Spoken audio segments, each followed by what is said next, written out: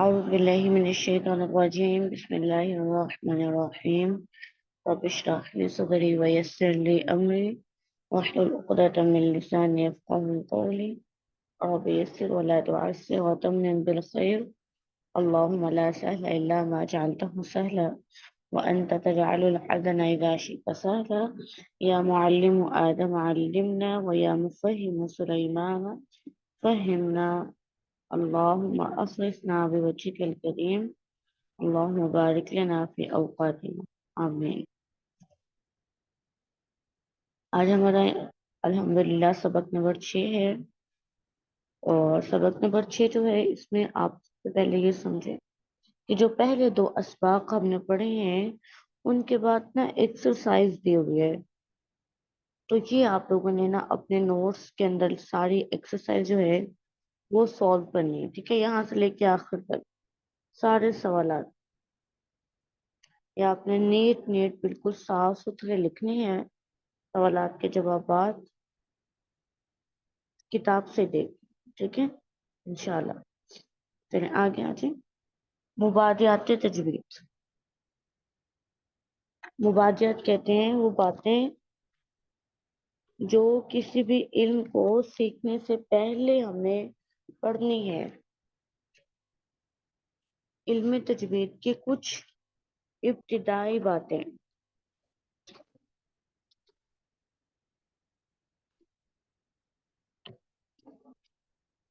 کہتے ہیں تجوید کا لغوی معنی، تجوید کا لغوی معنی ہے عمدہ کرنا یا اچھا کرنا، اور اصطلاحی معنی، اصطلاح کہتے ہیں کہ جو آپ علم پڑھ رہے ہیں اس علم کی زبان میں اس لفظ کا مطلب کیا ہے، ٹھیک ہے۔ ویسے تو ڈکشنری یہ کہتی ہے کہ تجوید کا معنی ہے عمدہ کرنا یا اچھا کرنا، لیکن جو آپ علم پڑھ رہے ہیں علم تجوید، اس علم کی زبان میں تجوید کس چیز کو کہتے ہیں؟ اصطلاحی معنی قرآنی حروف کو ان کے مخارج اور جمیعی صفات کے ساتھ ادا، ٹھیک ہے، قرآن پاک کو اس کے مخارج، قرآن پاک کے حروف کو ان کے مخارج اور تمام تر صفات کے ساتھ ادا کرنا تجوید کہلاتا ہے۔ یہاں پر تجوید کی کچھ اور ڈیفینیشنز ہیں۔ علامہ جزری رحمہ اللہ تعالی، جزری ایسے لکھتے ہیں، علامہ جزری رحمہ اللہ تعالی اپنی کتاب النشر فی القراءات العشر، ٹھیک ہے، جو مشکل لفظ ہے نا وہ لکھ دیتی ہوں، النشر فی القراءات العشر میں فرماتے ہیں کہ جو لفظ التجوید ہے، التجوید یہ مصدر ہے جو کہ جودت سے لیا گیا ہے، اور جودت کے معنی ہوتے ہیں عمدہ کرنا، ٹھیک ہے، یعنی کہ تجوید کا مطلب کیا نکلا؟ عمدگی کے ساتھ پڑھنا، اچھا عمدہ پڑھنا، اور جودت کا جو مقابل لفظ ہے وہ رداءت ہے۔ جب آپ مقابل دیکھتے ہیں نا تو پھر آپ کو پتہ چلتا ہے کہ اچھا ایسے نہیں، ایسے کرنا، تو رداءت کا مطلب ہوتا ہے فاسد ہونا،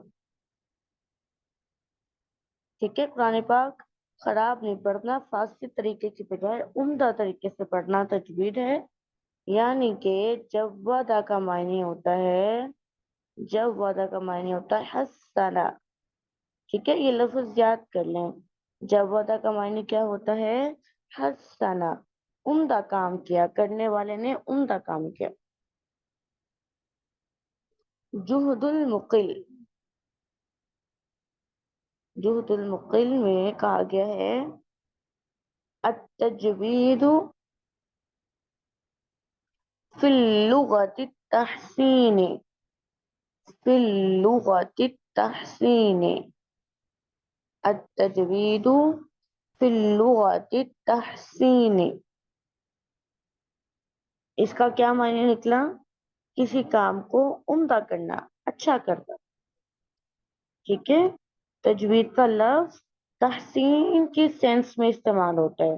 تجوید کا لفظ تحسین کی سینس میں استعمال ہوتا ہے.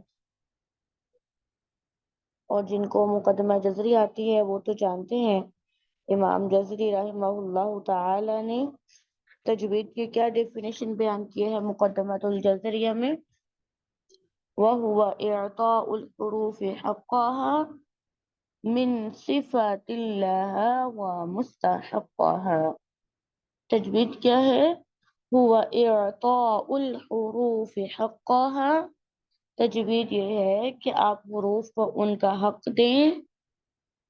کون سا حق؟ من صفات اللہ، ان صفات کا جو ان کی ہیں، یعنی کہ صفات لازمہ کے ساتھ، وہ مستحقها، اور ان صفات کے ساتھ بھی جن صفات کے حروف مستحق ہیں، یعنی کہ صفات لازمہ بھی ادا کریں. دوبارہ ریپیٹ کر دیتی ہوں. امام جزری کیا کہتے ہیں مقدمۃ الجزریہ میں؟ تجوید کیا ہے؟ هو اعطاء الحروف حقها من صفات اللہ ومستحقها.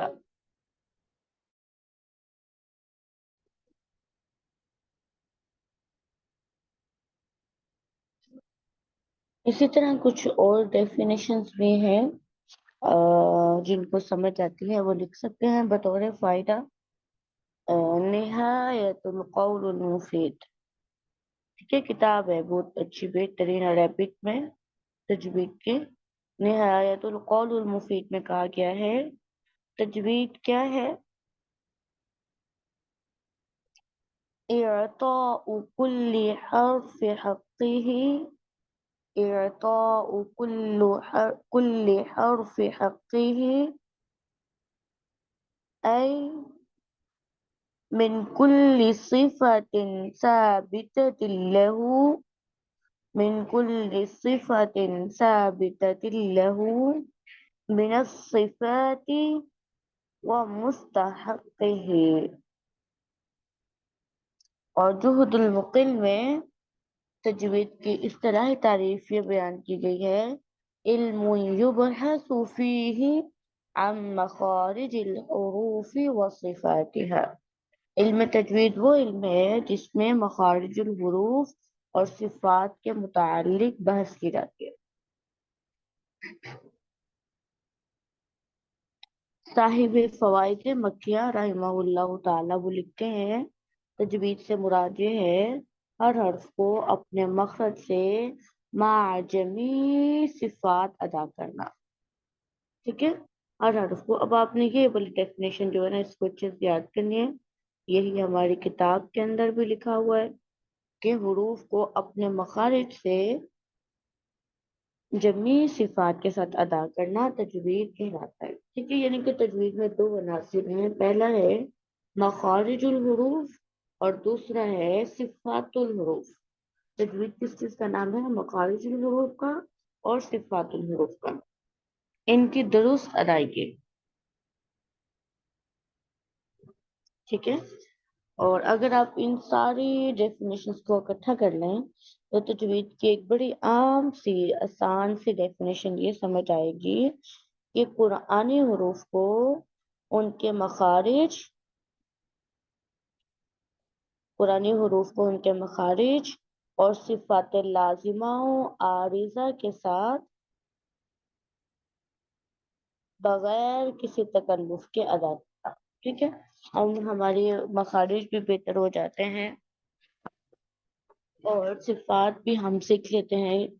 لیکن مسئلہ کہاں رہ جاتا ہے؟ تکلف میں. ہمارے پڑھنے میں تکلف نہیں ختم ہوتا ہے. ٹھیک ہے، ہمیں ایفرٹ کرنا پڑتی ہے پڑھتے ہوئے. تو تجوید یہ ہے کہ مخارج اور صفات کو بغیر تکلف کے ادا کرنا. چلیں جی، اب ڈیفینیشن ہو گئی اس میں، آگے چلتے ہیں. اچھا، کہتے ہیں اکثر بڑی غلطیاں حروف کے مخارج اور صفات درست نہ ہونے کی وجہ سے ہی ہوتی ہیں.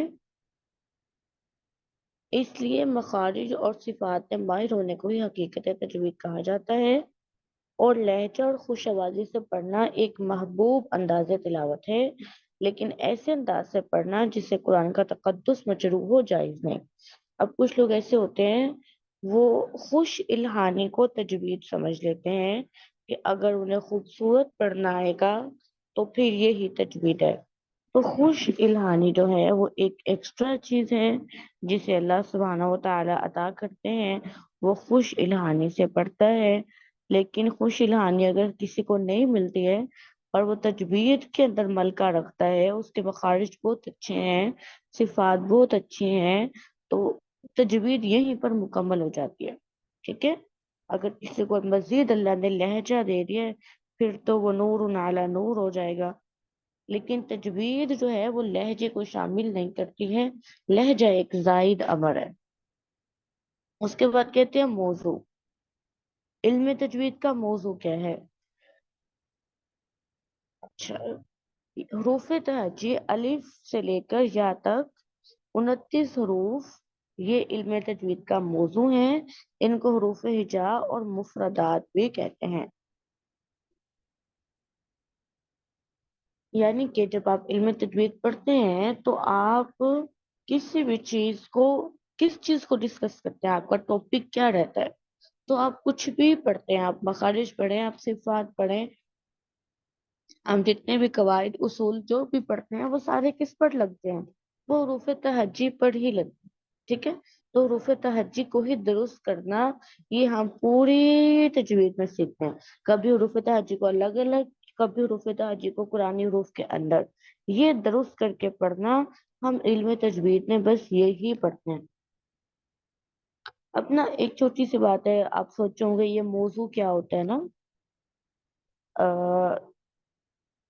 کسی بھی چیز کے حالات ذاتی، کسی بھی چیز کے حالات ذاتی اگر کسی فن میں بیان کیا جائیں تو اسے موضوع کہتے ہیں۔ اگر کسی چیز کے حالات ذاتی، اگر کسی چیز کے حالات ذاتی کسی فن میں بیان کیے جائیں تو اسے موضوع کہتے ہیں۔ اب یہاں پہ انہوں نے لکھا ہے حروف تہجی جو ہیں وہ علم تجوید کا موضوع ہے۔ آپ اس لائن کو ذرا سا موڈیفائی کر کے لکھ لینا تو وہ زیادہ اچھا ہے۔ علم تجوید کا جو موضوع ہے نا وہ احوال حروف ہے۔ ٹھیک ہے، حروف تہجی تو ہے ہی ہے نا، تو حروف تہجی کے ساتھ کیا کرتے ہیں، ان کا احوال، یہ ہمارا موضوع رہتا ہے۔ اس کو لکھ لیں لائن کو کہ علم تجوید کا جو موضوع ہے وہ احوال الحروف ہے۔ ٹھیک ہے، اور احوال کیا ہوتے ہیں؟ احوال دو ہی ہوتے ہیں حروف کے، یا تو مخارج یا پھر صفات۔ ٹھیک ہے، حروف کے احوال دو ہی ہوتے ہیں، یا مخارج یا صفات۔ اب یہاں پہ ہم موضوع پڑھ کیوں رہے ہیں نا، تو کسی بھی علم کا موضوع جاننا اس لیے ضروری ہوتا ہے کہ وہ جو آپ خاص علم پڑھ رہے ہیں وہ علم باقی علوم سے ممتاز ہو جائے، یعنی کہ آپ کو دوسرے علوم کے ساتھ اپنے پڑھے جانے والے علم کا فرق معلوم ہو جائے۔ پھر کہتے ہیں غرض و غایت، علم تجوید حاصل کرنے کی غرض و غایت کیا ہے؟ غرض و غایت کیا ہوتا ہے؟ جب بھی آپ کوئی کام کرتے ہیں نا تو کام کرنے کے بعد جو نتیجہ نکلتا ہے اسے ہم غرض و غایت کہتے ہیں۔ غرض یہی ہوتی ہے نا کاموں کا نتیجہ، تو تجوید پڑھنے کا نتیجہ کیا نکلے گا؟ نہایت، نہایت قول المفید میں لکھا ہے تجوید پڑھنے کی غرض و غایت کیا ہے؟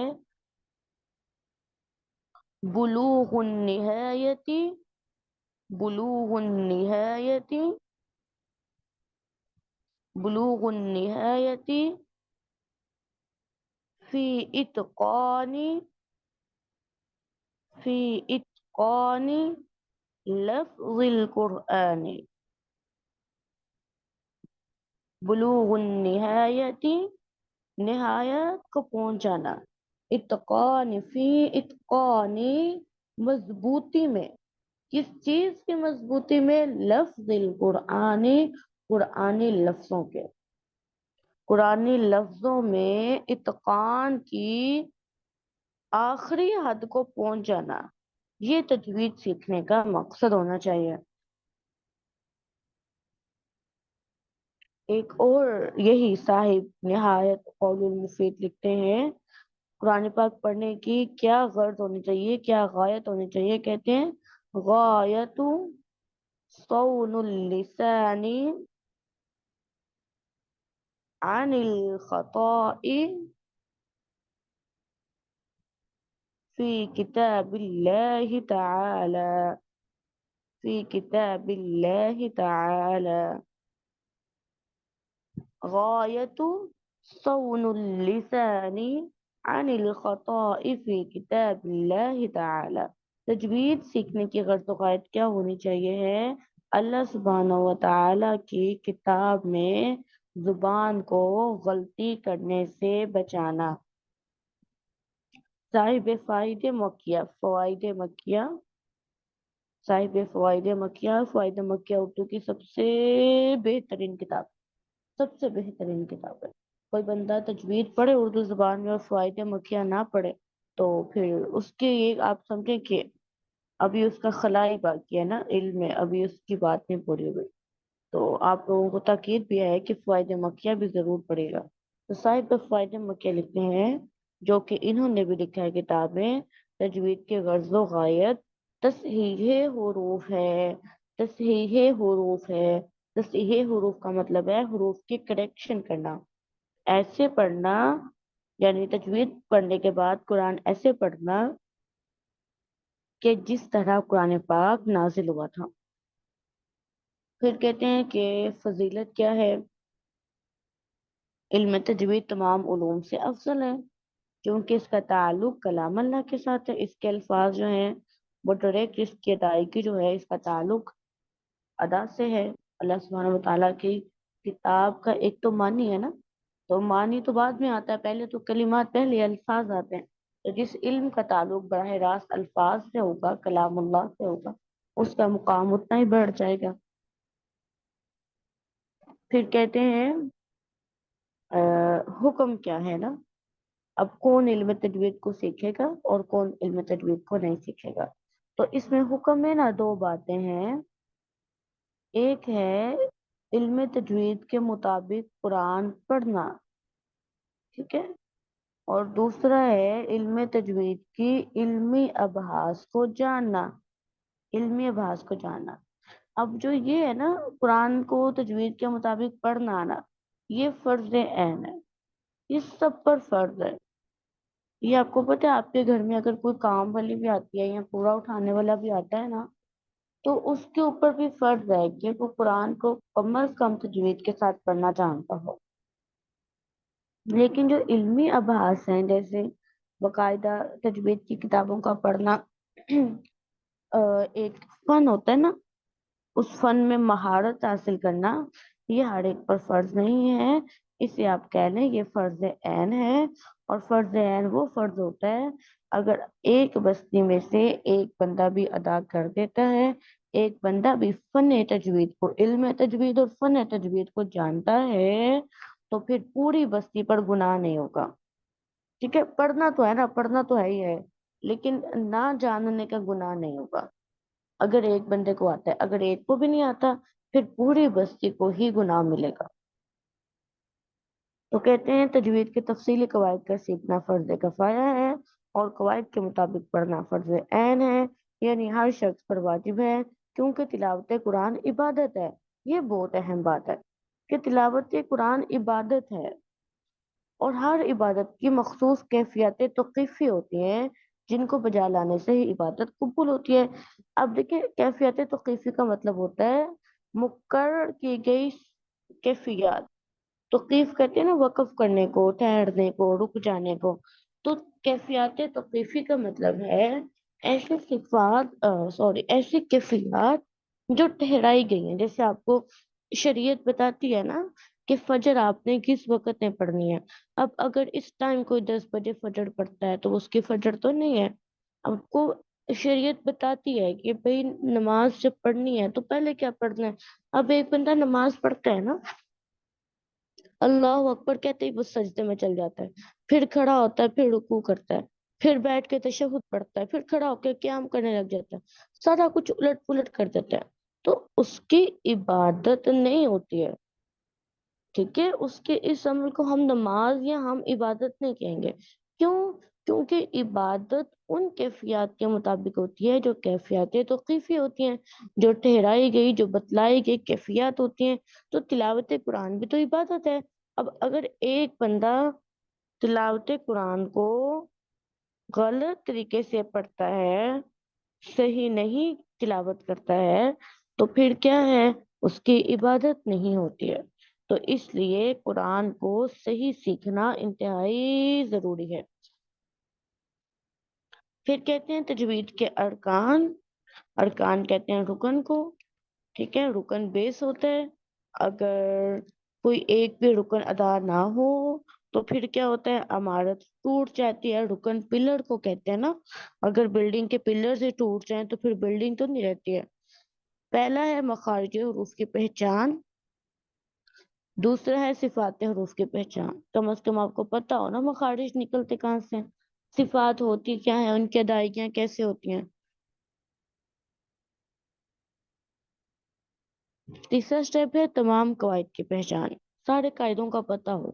اور سب سے اہم اور سب سے زیادہ وقت لینے والا سٹیپ ہے زبان کو حروف کی صحیح ادائیگی کا عادی بنانا. یہ نہ ہو کبھی آپ کا ایک بار مخرج ٹھیک نکلے، ایک بار مخرج خراب نکلے. ایسا نہیں ہونا چاہیے. ہمیشہ ہی اچھا پڑھا جائے، ہمیشہ ہی اچھا پڑھا جائے.